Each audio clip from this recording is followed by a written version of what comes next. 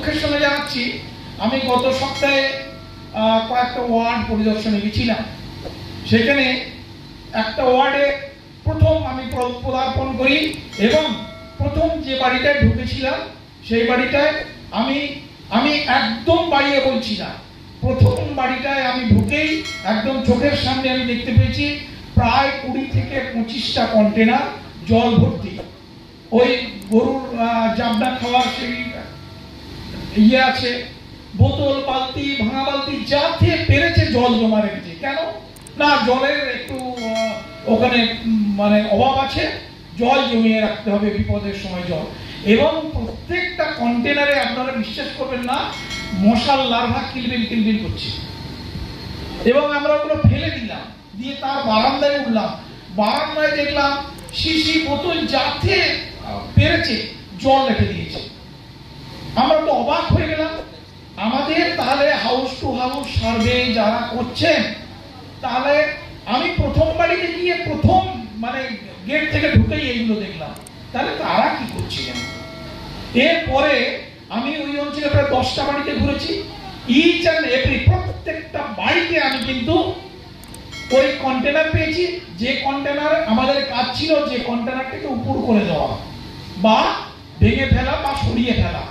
আমি প্রত্যেকটা বাড়িতে খুব ক্যাজুয়ালি গিয়ে দেখেছি যে চোখের সামনে ওই একটা ওই একটা ওই একটা। তাহলে আমরা এই এতগুলো মানুষ, আমাদের উপর থেকে তো গভর্নমেন্ট একটা দায়িত্ব দিয়েছে যে তোমাদের এতজনকে আমরা পাঠালাম, আমরা প্রায় 250 জন আছি এখানে শুধু ওই কাজটুকু করার জন্য। তৎসত্ত্বেও ঊর্ধ্বতন কর্তৃপক্ষ এলে চোখের সামনে কেন এগুলো তারা দেখতে পাবে, কেন এগুলো দেখতে পাবে? এই দায়িত্ব কি আমাদের নেই?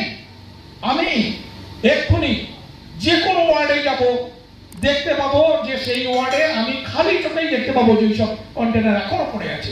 আমি চ্যালেঞ্জ করছি আমাদের সঙ্গে, এটা কেন হচ্ছে? আমি এখানে যারা আমাদের সুপারভাইজার আছে, দয়া করে একটু দাঁড়ান, সুপারভাইজার একটু দাঁড়ান। ওনাদের সঙ্গে কোনোদিন গেছে? তাহলে যদি চান তাহলে এইরকম চিত্র হয় কি করে যে আপনাদের কোনো কাজ আপনারা ঠিকঠাক করছেন না? উনি কিন্তু মোটামুটি চিত্র পেয়ে গেছেন যে আমরা মিলে কি করি না করি, উনি চিত্র পেয়ে গেছেন।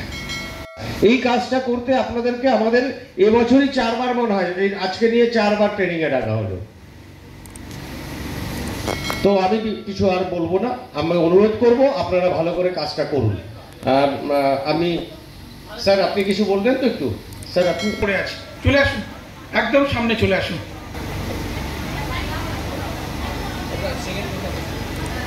করলে ভালো লাগবে যদি আপনারা একটু কথাগুলো শুনে কাজটা ইমপ্লিমেন্ট করেন।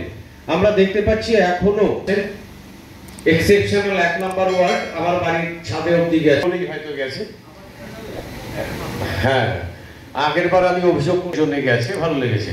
সে আমি বলছি এরকম প্রত্যেক বাড়িতে গিয়েই খালি গিয়ে বলে আসা নয়, উল্টে দিয়ে আসতে হবে, জলটা যাতে না, যে আপনাদের কাজ একটাই যে কোনো কন্টেইনার বা কোনো কিছুতে জল থাকবে না, এই তো